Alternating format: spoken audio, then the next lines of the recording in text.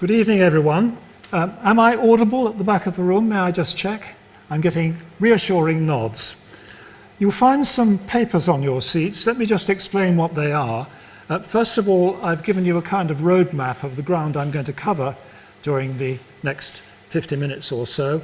And secondly, there is a timeline of activity by the Communist Party of Great Britain, the CPGB, in the period since its foundation in 1920.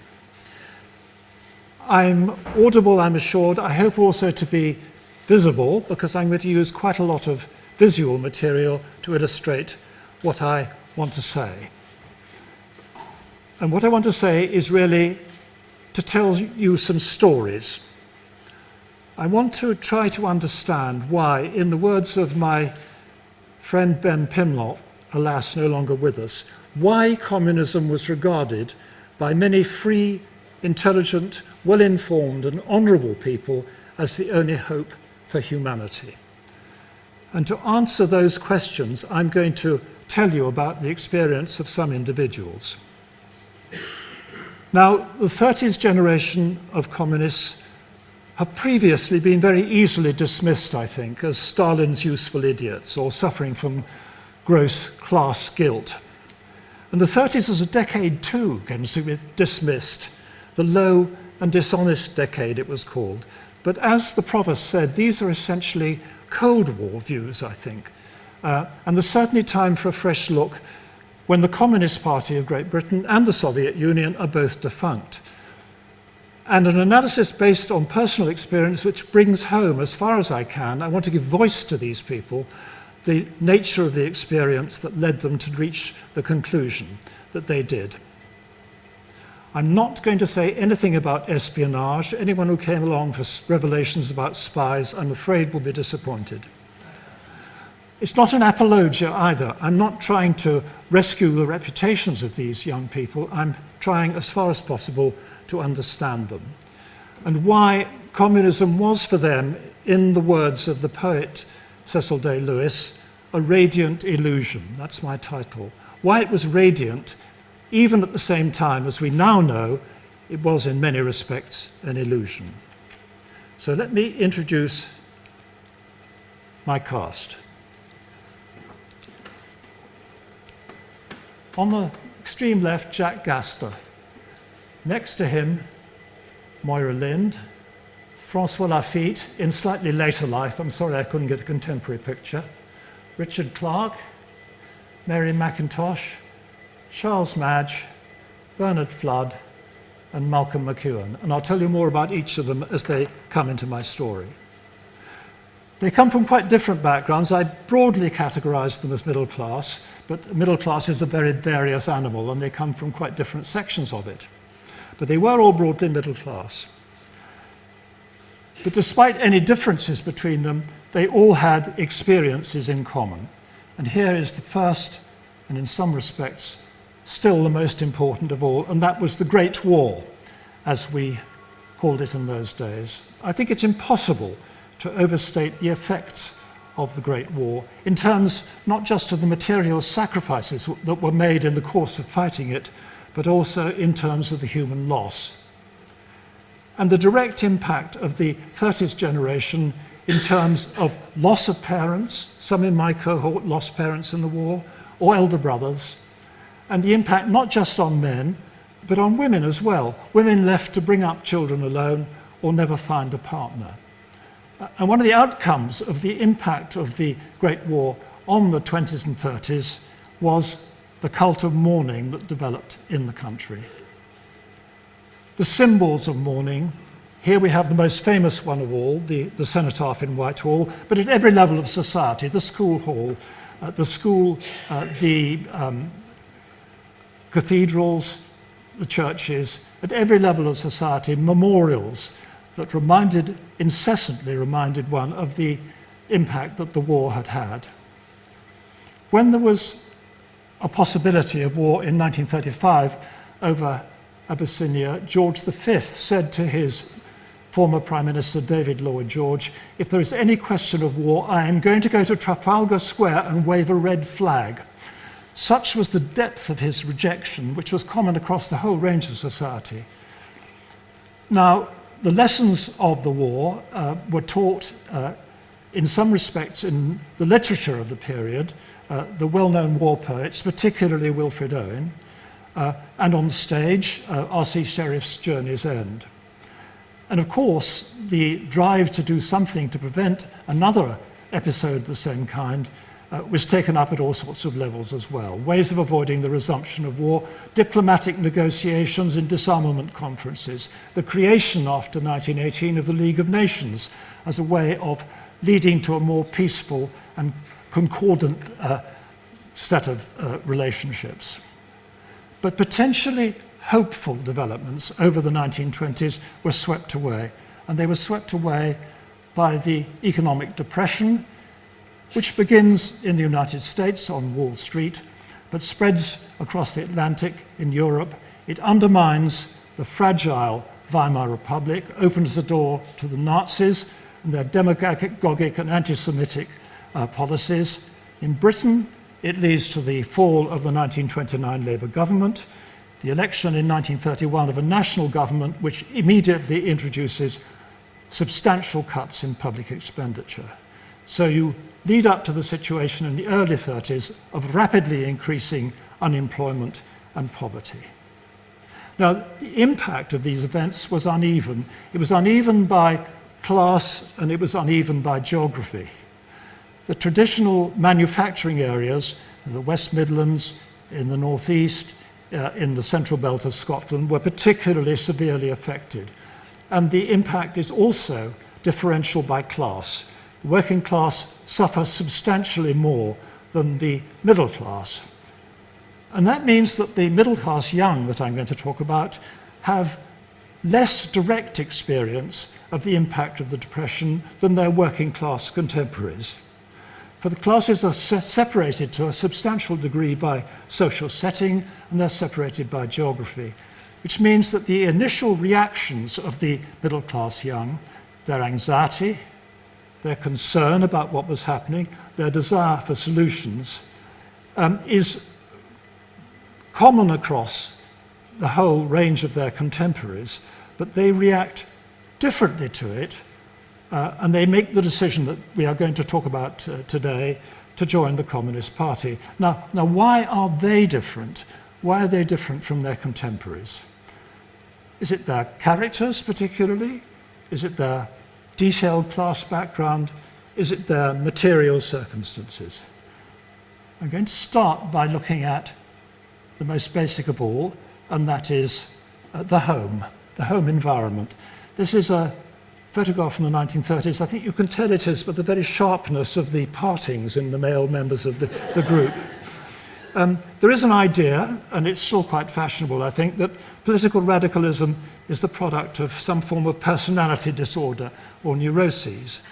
Fortunately, we have good evidence to the contrary. Kenneth Newton's pioneering study of communism, when he interviewed a lot of pioneer generation communists, shows very clearly that that's not the case at all. Family dynamics, I think we can see more explanation in family dynamics. Relationships, particularly with the dominant parent, who isn't always the father, by the way, because of death. Sometimes these families are mother-headed rather than father-headed. There's a question, too, I think, about family attitudes and family disapproval of radicalism. But in most of the cases I've looked at, the family attitude towards their radical children was tolerant. These are very often families that were themselves liberal in their attitudes, and their children could present what they were doing, in a sense, as a move on from liberalism, forward from liberalism, as Spender famously said, forward from liberalism rather than contradicting it. Another factor we ought perhaps to put into the mix is the search for a credible faith, which is so very common in adolescence, but usually finds its outlet in some form of religion, and communism perhaps taking the place of religion as an aspiration to change things on the part of the sensitive adolescent. I think, though, that the most important set of explanations are found in the educational experiences of our group, and I'm going to talk a bit now about schools. A typical 1930s classroom of a middle-class school, note the rather quaint if you can see them in focus, the quaint collars that the wretched students are forced to wear. Because for this group, school means mainly public schools, although the experience of girls in this group was somewhat different to those of boys, and I'll come back to that in a minute. Now, rebellion against the values and institutions of public schools is something that's pretty well routinely predictable. The oppressive environment stimulates rebellion. But in this case, there's a symbolic issue, and it's a symbolic issue of great importance because it's the rejection of military training at school. All male students at these schools were expected to join the Officers' Training Corps and do military training. And many of the student rebels used that issue to protest against the system and argue the case for pacifism within the school. Some people tried to spread that protest across the education system. Esmond Romilly famously created in Out of Bounds, the title, a magazine that tried to spread the word across the public schools. And by the early 30s, you can identify a few, in quotes, cells of communist sympathizers, largely, though not always, generated by the protest against military training in individual schools. But I can't come across very many cases of systematic attempts to work up alternatives, radical alternatives. I think this is quite different to continental Europe, where in the lycées and the gymnasia in Germany, there was a very active and positive attempt on the part of students to protest against what was going on. But I have found one example, and I think it's an interesting one, and that is Westminster School. Westminster School is an unusual school, it still is, I think, in its location in central London and its closeness to the political system, its nearness to Parliament. It means that the school and its pupils are unusually directly open to the political world. And in the 1930s, there was a very active culture of discussion and debate at school.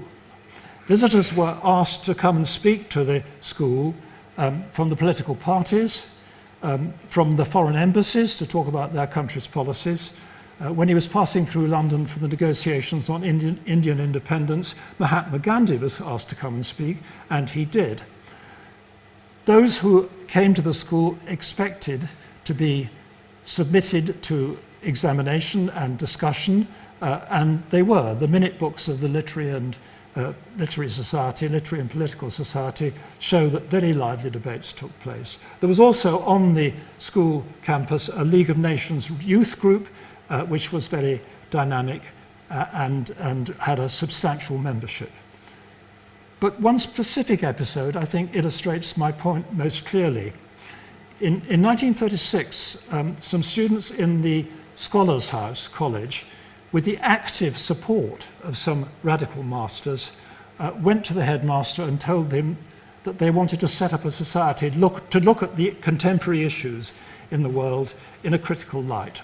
And the headmaster agreed in principle, asked them what they were going to call it, and they replied, the United Front of Popular Forces. At which point the headmaster nearly had second thoughts, but eventually accepted that they should do so.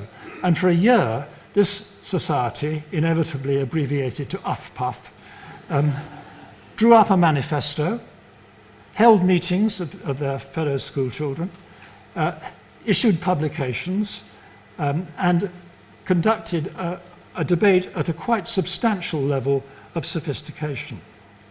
Now, this faded out eventually, as these things do. Generations pass on very quickly, and there was no continuity about it. But while it lasted, it was a very interesting episode in that it was much more focused and planned than other ones I found out about. The other thing that those students were able to do, they were free to roam in London quite substantially, and they were free to attend political meetings. And among the political meetings they attended were communist rallies, where they heard some speakers. And here is one of them. This is Jack Gaster. He spoke at a Communist Party gathering in Trafalgar Square, and the Westminster students went there and thought he was pretty convincing. He got off some good cracks at the national government, they said in their records subsequently. Now, Jack is slightly different to the other people I'm going to talk about this afternoon because he's older and because his entry to communism is through another political party. He was the 12th child of the chief rabbi. He was radicalized by the general strike in which two of his older brothers blacklegged, as he subsequently put it. He went briefly to the LSE, then qualified as a solicitor, worked with trades unions, and originally belonged to the Independent Labour Party. Within the ILP, he and some colleagues set up a revolutionary policy committee which attempted to bring the ILP closer to the Comintern, the Communist International in Moscow. When they failed to do that, Jack and his colleagues defected as a group to the Communist Party. And at the end of 1935, when he spoke in Trafalgar Square, he was in effect working his passage as a communist. He was a new communist, proclaiming his faith in a very public way. Now, the Westminster students, after this, tried to invite the General Secretary of the Communist Party, Harry Pollitt, to come to school, because they'd heard him too at the May Day rally, and they thought he was extremely convincing. But liberalism could only go so far, and the masters turned that one down. But here we have, in a school in London, a well-developed culture of informed dissent. There were also not dissimilar experiences in other schools. Winchester stands out in particular. That's Charles Madge in the middle of my picture there. He's my next person to bring on stage. His father was killed in the war, and he was brought up by his mother, a somewhat dominant figure, but obviously very committed to Charles's success in life. He was a classicist, as bright boys tended to be at that period, but he had a strong interest in natural science, and he was also, before he left school, a published poet. He succeeded in achieving the patronage of T.S. Eliot, no less, who was very interested at that stage in his potential as a poet. He didn't join the communists until he went to Cambridge, but he arrived at Cambridge already predisposed to think radical thoughts. Then on the right of your picture is Bernard Flood. He was at Gresham School, another school that had a liberal tradition, let's say, not perhaps radical, anti-jingoist, would understand and sympathize with a pacifist feeling in the school, and at least one of their famous pupils, Benjamin Britten, was a lifelong pacifist and began that at school. Another well-known Gresham pupil is W.H. Auden. And then there were the young women. Marion Mackintosh on the left here, who was at Southampton High School, distinguished London school, where she mingled with the children of refugees from Europe, and that was one of the influences that pushed her in the direction of left-wing views. Another was the fact that she was one of those who made trips abroad at this time. Quite a lot of school children went abroad as a normal thing, a normal part of their education, perhaps tourism, perhaps learning the language.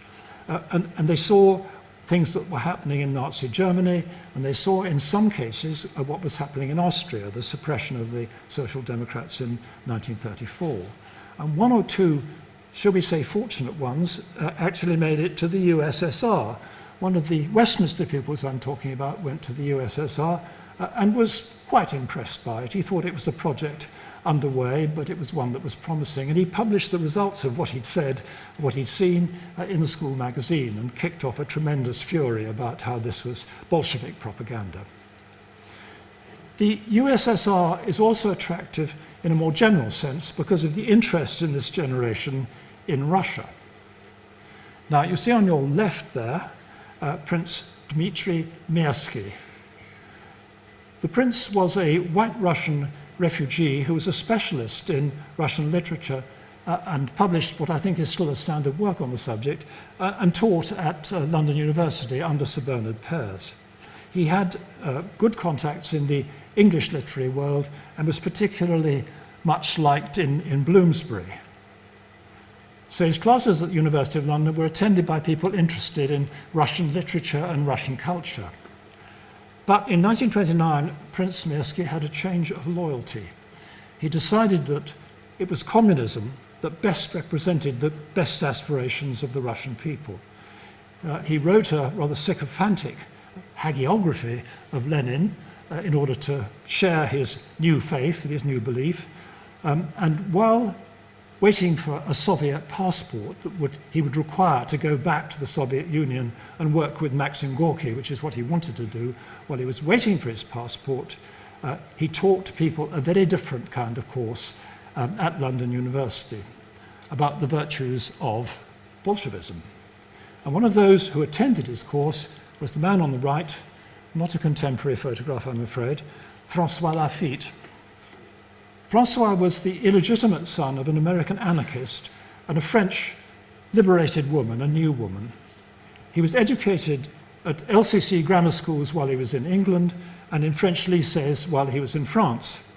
And in his French life, in 1931, he was in Paris for the Fête La Peuple at l'Humanité, and he was rounded up by the police in the course of this and expelled from France. So he goes on to Germany with the German girlfriend he's acquired, and then comes back to London and attends Mirsky's classes. And as he says in his autobiographical notes, I understood at last what I needed to know. Mirsky converted him completely to the notion of communism as the solution to the world's problems. He went back to Germany again after hearing Mirsky, and in the autumn of 1932, he went up to Oxford with an LCC scholarship and joined the October Club. And I'll come to the October Club in a minute.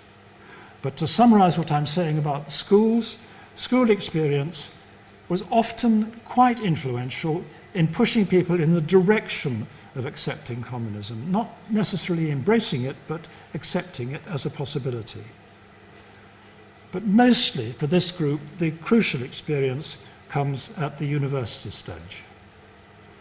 That's Oxford on your screen, All Souls, slightly inappropriately, because no undergraduates there. But let me start first of all, very briefly with Cambridge. Cambridge, a radical student coming up would expect to join the Socialist Club. That's the origins, the Socialist Club, of systematic student engagement with communism. And it arises from a meeting of what was called the Heretics Club, a discussion club in Cambridge designed to give people a platform for talking about various dissident views. And the Heretics Club was addressed by Comrade Prince Mirsky. And Comrade Prince Mirsky told a small cell of communist dons and a man called David Guest, the son of a Labour minister, that the right thing for the Heretics Club to do was to turn itself into a socialist club and to start recruiting communists. The Oxford situation was slightly different. The range of radical possibilities was wider. The October Club, which I've just referred to, which François Laffitte joined when coming up, the October Club was established by an American called Frank Meyer. Frank Meyer had been at Princeton, found it unsatisfactory, and decided to come to Oxford instead, and went to Balliol. And he set up the October Club as a kind of meeting ground for discussion of radical views. Although he was sympathetic to communism, he wasn't in fact himself yet a member of the party. So the October Club functioned, as the Heretics Club in Cambridge had done, it functioned as a place where ideas could be exchanged. Now, one of the first guests who came to talk to the October Club was Prince Comrade Mirsky. And he told them, in no uncertain terms, that they should stop having discussions and start getting serious and join the Communist Party, and so they did.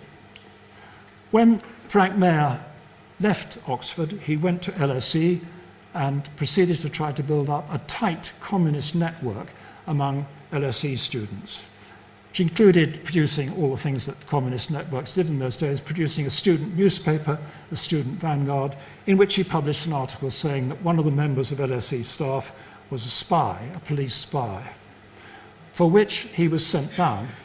And in the moment he was sent down by the LSE, the government, who'd been keeping an eye on him for a couple of years, deported him to the United States. There's a little after story about that, which is that Frank Meyer became totally disillusioned with communism in the 1950s and moved rapidly across, rather classic parabola that, from left to right, and became a political philosopher who invented a doctrine called fusionism, which I will not attempt to explain to you tonight, and was much admired by Ronnie Reagan. So that's where Meyer ends his parabola. The other political parties in Oxford were also extremely active. The Labour Club was active under a Canadian, David Lewis, who later had a very distinguished career in Canadian politics. The Liberals were very lively. Michael Foot, the great university Liberal protagonist at that time. The pacifist option was very popular. I think it's difficult to remember just how popular it was. A very important trend in opinion at the time. Work with the United Nations was popular. The League of Nations was popular also. But then there was another contender, and that was fascism. Again, looking back, it's difficult to understand how people managed to take Mosley seriously. He just looks like a cartoon figure, I think, very often now. But at the time, Mosley was regarded by some quite serious people as a quite serious contender for providing answers to the dilemmas of the day. He had a following of some quite, not top rank, but quite serious politicians. He had for a bit the support of the press, famously the Daily Mail and Lord Rothermere. He lost that partly because of what happened at his big demonstration at Olympia. You'll see the demonstration on the right, not the disorder that broke out, I'm afraid. I haven't been able to get that one. And also a pamphlet issued at this time which denounces Mosley in terms of the brutality of his political manners. So fascism was a contender at Oxford, but it was a contender that was losing ground as Mosley's reputation went down and down. And of course, there were searches for other sorts of belief going on. There was the role of religion. The Oxford group of Frank Bookman created deliberately in a kind of model of a political party with cells and with autobiographies and with all sorts of stimulating meetings, all that kind of thing. But I think most significant for my present purpose is that the various lines of radical action at Oxford in the mid-30s start to come together.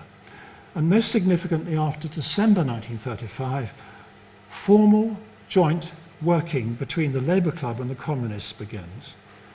And this is the point at which I think I have to explain something about what the Communist Party was, what it meant to move closer to communism at that time. The Communist Party in Britain, the CPGB, and this is from one of their Central Committee's presentations to one of the party conferences for a Soviet Britain, the British Bolshevik Party of the working class, that was the intention. A party linked to Moscow, to the Communist International in Moscow, which was both an asset and a handicap. It was an asset because it was too easy in some respects to dismiss what British communists say as simply being their master's voice, the master being in Moscow, that it was simply a branch party of the Comintern. It was an asset because increasingly, from the early 30s onwards, the image of the Soviet Union begins to become more and more positive. But before that happened, the Comintern imposed on the British Communist Party and all the other communist parties in Europe the class against class policy. The class against class policy meant that the party was impelled to attack the other parties of the left, the Labour Party in Britain, and denounce them in extreme terms, even up to and including describing them as social fascists. Now, in Germany, the divisions in the left in 1932-33 were a substantial element in allowing the Nazis to come to power. And the Comintern did observe and decided that perhaps class against class was not the most appropriate tactic for dealing with the situation that had arisen.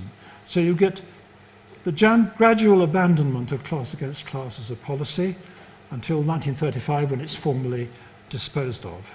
And you also get a systematic attempt to build on positive images of the Soviet Union. Those two pictures, one represents, I hope, Soviet aeronautics, much admired in the West. The right is a model workers' club. And the image, the positive image that's being portrayed is this is a country which is technologically advanced and cares for its own workforce. The 5-year plans are functioning as they should do to build up the economy. There is no unemployment in Soviet Russia. And the Communist Party wishes to contrast that as strongly as possible with the 3 million unemployed in Britain. Here you see on this picture here a demonstration of the unemployed. It's the National Unemployed Workers' Movement, which is not a communist organization as such, but has communist leadership. The marches that the NUWM and other organizations organized during the course of the early to middle 1930s was a very important focus for communist campaigning, as was the means test imposed on those claiming benefits by the national government. Urged on by the Comintern, the CPGB opens United Front negotiations, initially with the Independent Labour Party, who they'd just been denouncing as social fascists. This is a montage of a Communist Party publication from the mid-30s, and you will see constant repetition of the term unity. The Communist Party is for unity. The Communist Party knows that victory can be achieved through unity.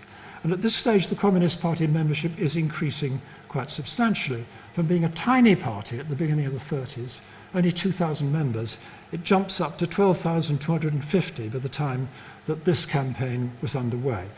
And it also welcomes middle-class recruits and students. Willie Gallagher, who was shortly to become the Communist Party MP, went to Cambridge in 1934 and said, I quote, "We want people who are capable, who are good scientists, historians and teachers. It doesn't follow at all that you will be good workers. We need you as you are. If you have a vocation, it is pointless to run away to factories. We want you to study and become good students." Now, what does this mean for the student left? It means anti-war activities, first of all. It means support for the League of Nations. It means support for the peace ballot, trying to find out whether people would support collective action in the case of more military problems. It means support for Dick Shepherd, charismatic clergyman, and his Peace Pledge Union pledge cards. You were asked to send in a card that said, I quote, "I renounce war and never again, directly or indirectly, will I support or sanction another." And that at the time, 1936, very successful indeed. And the student left in Oxford very much committed to supporting that. Also committed to supporting the hunger marchers and to joint working with the Labour movement in Oxford City. Here is an illustration of some of the action that the Oxford University Labour students took in coordination with the Oxford University Labour group. The strike at the Press Steel factory and the particular importance of the activity of the man you see on the right of your picture, and that is Abe Lazarus, or Abe Firestone Lazarus, as he was called after his famous role in a strike at the Firestone factory near London. He was the very model of a communist agitator at this time. And although his campaigns weren't always successful, he had a genius for publicizing them. And that thing I've shown you on the left is just an example of the kind of literature that people like Lazarus put together and put out in order to progress their causes. Another episode from the same period here, and this is the Cutislow Walls. I don't know if anyone knows about this. This is a wall that was put up between a private estate and a local authority estate. And one of the Oxford Labour Party campaigns, and communists too, Abe Lazarus particularly, was to try to either knock down that wall or at least make a door in it that enabled the people from the local authority side to move across into the private estate. The campaign failed, but it obtained a lot of favourable publicity. And then there was anti-fascist action. There's a kind of generic clenched fist to signify anti-fascist action. By 1936, the fascists in Oxford University were pretty well routed, and the students could turn to the development of Popular Front activities, what you should call unity activities. The Labour Party consistently throughout resisted the idea of combined unity activities. But they had to put up with the fact that Popular Front politics had now been successful in both Spain and France, both of which elected in the course of that year, 1936, Popular Front governments. So you get student Popular Front activity taking place too. And here is a very familiar figure, I think, and this is John Cornford. But he's here for not the usual reason. He's here because he was the Communist Party's student coordinator between universities. And he was a protege of Frank Meyer at LSE. John Cornford was briefly at LSE before going out to Cambridge. And his achievement, Cornford's achievement, was to mastermind a union between the communist-led Federation of Student Societies and the University Labour Federation. But from 1936 onwards, there is one cause that now dominates, and from which Cornford is better known, and that's Spain. Franco's military revolt and the involvement of Nazi Germany and Italy in support of his rebellion, and the response on the part of the Soviet Union and the Comintern's creation of the International Brigade and the Battle for Madrid, at which the International Brigade arrives just in time to take part in the battle. The democracies, France particularly, Britain, decide upon a policy of non-intervention. Confine the war to Spain, don't let it spread. The communists, not unnaturally, were extremely critical of this policy. And indeed, it was a very lopsided policy because non-intervention by the Nazi Germany and Italy was always a complete fiction. They were fully engaged on the side of the rebels. Spain also means a crisis for pacifism. It means a crisis for pacifists because here in Spain there is what looks like the good war. Can you resist, having been anti-fascist, can you resist the argument that you should put your money where your mouth is, that you should resist communism directly on the battlefield? The good cause, Spain, also brought about martyrdoms. Many of the communists who went to join the International Brigade died in Spain, some remarkable figures, John Cornford among them. But looking at it in colder blood, the appeal of Spain for communists was greatly, greatly enhanced. Margot Kettle's collection of autobiographies from the 1930s, this generation of the 1930s, virtually universally asked what pushed you in the direction of the party. The answer was Spain. So we arrive now at the decision to join the party. Here is a party card, and the person who joined has paid their subs. You can see that the stamps have all been stuck in. They've joined, they've taken the step, they've crossed over. Now, motives and means for joining, Spain, as I've already said, is the strongest card in the pack. There are also spontaneous conversion experiences. People read the literature, read the classics of Marxist-Leninism, and decide it makes sense. We have several accounts of people who read the sacred texts and woke up in the morning and said, it's all been resolved for me. Arthur Koestler writes like that. J.D. Bernal writes like that. These are people who saw the truth on the printed page and responded to it immediately. Another, much more pragmatic way in is finding the alternative options wanting.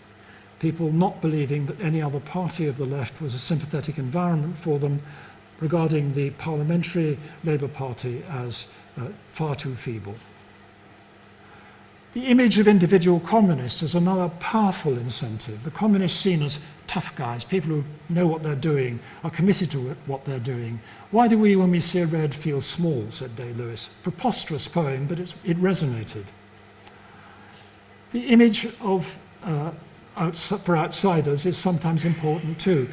For those feeling excluded from the main body of society, the opportunity to join the Communist Party means joining a wider society, wider membership. For feminists, perhaps a party in which women have an independent role and responsibilities. Or the impulses may be quite simple. They may be simply that you have a lover in the party who persuades you to go into it, a loving relationship within the party, sexual relationships of all kinds, heterosexual, homosexual. This can be also an element in pushing on the decision to join. But sometimes it has to be more systematic. Courtship by party recruiters, by fishermen going and looking for likely subjects for recruitment. And here's Moira Lind. She's the daughter of Robert Lind, the literary critic, and Sylvia Lind, the poet. She was at St Paul's Girls' School and then went up to Oxford, where she lodged at New College. And we have a record of the courtship in her case. She was courted by a very intelligent and interesting scientist who persuaded her by steps that the Communist Party was the right destination for her. He persuaded her to try out party work. He says, it will be useful training. It's only 3 hours a week, and it's constructed for intellectuals. He gives her a reading list. And then when he finally establishes that she is a convinced communist, he turns her over to the Communist Party organizer in Oxford, and that's Francois Lafitte, who we met already. The party now, increasingly, the Communist Party, welcomes these sorts of new recruits. Here is the welcome face of the Communist Party, Harry Pollitt, their General Secretary. He says at the Albert Hall, 1937, "We have no contemptuous attitude towards the middle class and professional people. We believe that unless we can win them to the side of the working class, both they and ourselves will pay the same price as has already been paid in Germany, in Austria, and in Italy." And by the time of the 14th Congress of the party is able to boast that, I quote, "many students and peoples connected with the professions have now joined us." Now, what is the form that communist students' action takes? I think the thing to understand about the late 30s is the increasing pressure. This is a low cartoon which demonstrates, I think, very clearly what's happening in Europe. German militarism, Nazi militarism, bringing pressure to bear on all the other nations of Europe. The tempo of change intensifies over the late 30s. Spain remains the main focus for communist student action. Getting together support for Spain, medical aid, looking after Basque children who've been taken across for safety to England. Then there's Popular Front politics. At a famous Oxford by-election in 1938, the left-wing parties stood aside to let Sandy Lindsay, the Master of Balliol, stand as an independent progressive, unsuccessfully, but it made a big impact at the time. There was time for the communist student to take trips to the Soviet Union to see what actually existing socialism looked like. There was time and energy for anti-imperialist action. Often forgotten, I think, how the British Empire looms still over things in the 1930s. Students from India and from the colonies being persuaded to take up communism and take it home with them as well. And then there's work with refugees from Nazi Germany, from Austria, and from Czechoslovakia, coming in increasing numbers as the 30s go on. And then there's joint action. This is the Oxford University Labour Club Bulletin, and it reflects partly the fact that the Labour Club was becoming extremely strong. By the late 1930s, a fifth of all students at Oxford University belonged to the Labour Club, and the communists had a very substantial role both publicly and behind the scenes. And communist students at this time were pushed to be undeclared office holders, undeclared with their loyalty office holders, and they were pushed to infiltrate other student bodies and to accumulate student offices. There was a time at the LSE, I understand, in the late 30s, when every single student group had a communist president, chair, or secretary. In Oxford, the Union was the great focus of communist effort, and they did succeed in electing a communist president of the Union in Philip Toynbee. Work with the University Labour Federation, the federal body for all students, was focused at least in part on anti-war activities on the peace movement. And then there was the academic dimension. Communist students were expected to work at their books. The slogan was, I quote, "Every communist student a first." This was not, in fact, in practice the case, but in theory, you worked because you were a good communist to get a good degree. By 1939, we hear talk of, I quote from literature of the time, fashionable, popular, red Oxford. Well, that may be the case, but I don't think it was entirely a solemn life. I think there was plenty of space for dancing and pleasure and all those sorts of things as well. But above all, being a Communist Party member did involve commitment. So what do our group do after they've joined the party? Because joining the party means being a member of a sacred band. It means re-education, sometimes when necessary. If you haven't studied the classic Marxist texts, comrade, it's time you did, and make sure you understand them, and tell me that you do, and convince me that you do. There are tasks to perform. There are election campaigns. This is a Harry Pollitt poster from a bit later on. You're expected to canvass the communist candidates at the local elections and nationally. You're expected to write and distribute leaflets. You're expected to chalk, shoving up chalk notices on walls, slogans, Aid Spain, or Down with Mosley, or whatever. Risk the danger of being caught by the police, chalking, and having to pay a £5 fine. It may involve, it certainly will involve attendance at meetings, inevitably meetings. It may involve cutting off rival royalties to demonstrate your comradeship with the working class. You may have to change your name, adopt a more demotic name. No more Rupert, no more Gabriel, no more Francois. Change your name, John, Bill, Frank. It may involve more demotic accents, glottal stops scattered here and there. Communist Party like to say it was a party with no rank and file, but nonetheless the leadership retained a great appeal for those who joined the party. And the party's image in the outside world is now much more favourable. The Left Book Club, another great initiative of the mid-30s, formed by Victor Gollancz, an advisory panel for selections, John Strachey, a communist in all but name, and Harold Laski from the Labour Party. And the selections, and there is a pretty random selection, heavily influenced by communist political priorities. And the local groups, which the Left Book Club organised, a great recruiting ground for the party. But it wasn't a party vehicle. Rather, it neatly fits the Communist Party's strategy of building broad alliances, the popular front of the mind. Back briefly to my 8 members of caste, and let me tell you just a little bit about what they're doing. Francois Lafitte, first of all. Francois Lafitte, now changed to Frank, is the London District Committee's man on the ground in Stepney. He gives written instructions to the local party, and when Mosley threatens to march through the East End, Frank tells them not to stop him, go instead to a planned rally in Trafalgar Square, leaflet on the right. The local party told Frank what he could do with his instructions and went ahead with stopping Mosley, and the rest is history or perhaps mythology. Or another example, Moira Lind this time, joins a local party group in Marylebone, attempts joint activities with the local Labour Party, campaigns for tenants' rights, raises funds for medical aid for Spain, and has a 5th anniversary Communist Marylebone Party.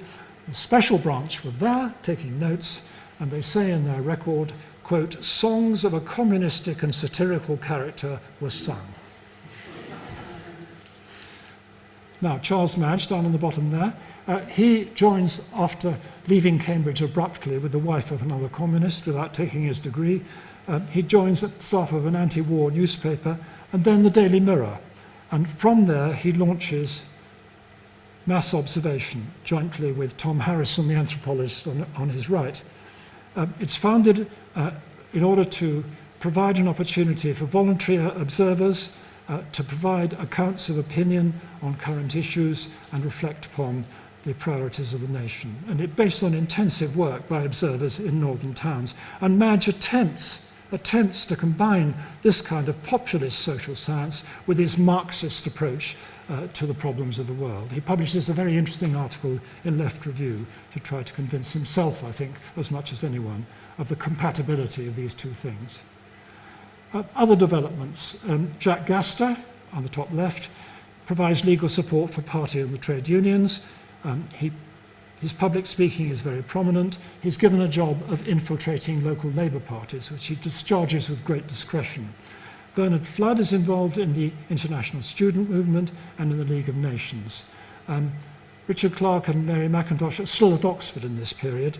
Malcolm McEwen is in Newcastle trying to do the same kind of job as Frank Lafitte and proving almost equally incompetent at it.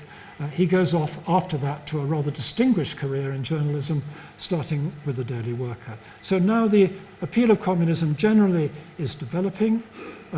In science, the laboratory is a natural recruiting ground for communists. Prominent figures like Bernal and Haldane are a good example of the need to join the Communist Party.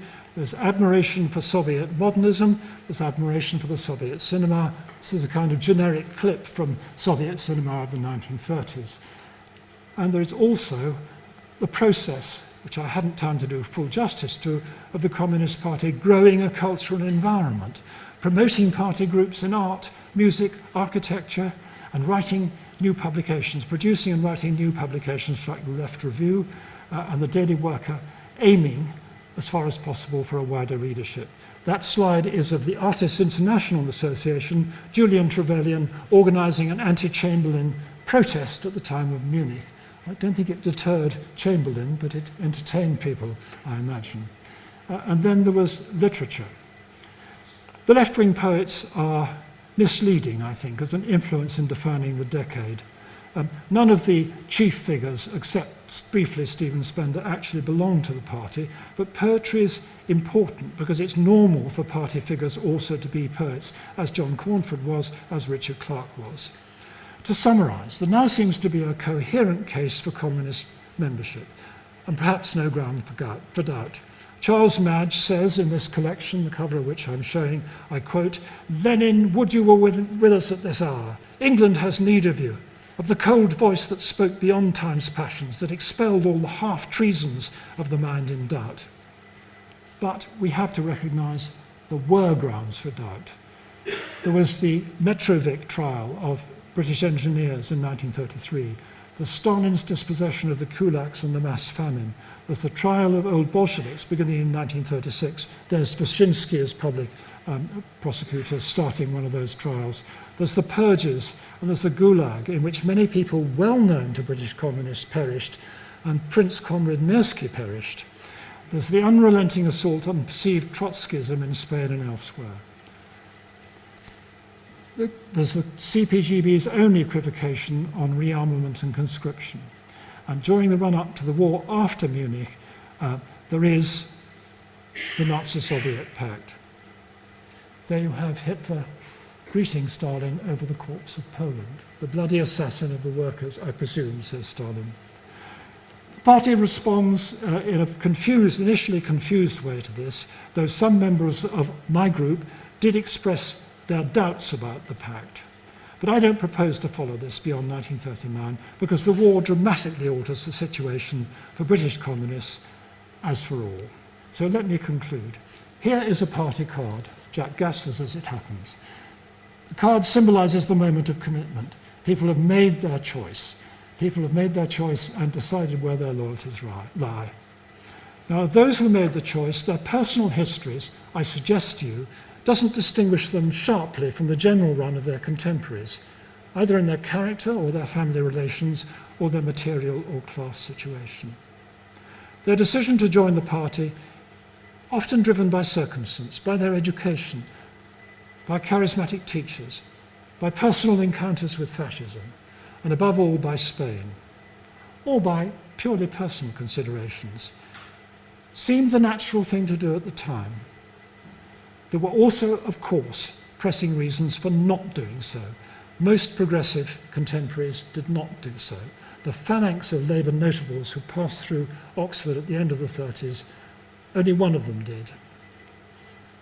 But as for the lessons and the balance sheet of the experience that these people had, I am going to have to ask you to come back next week, as I hope you will, and we will debate and draw out the lessons and see what the balance of advantage was. Thank you very much for your attention.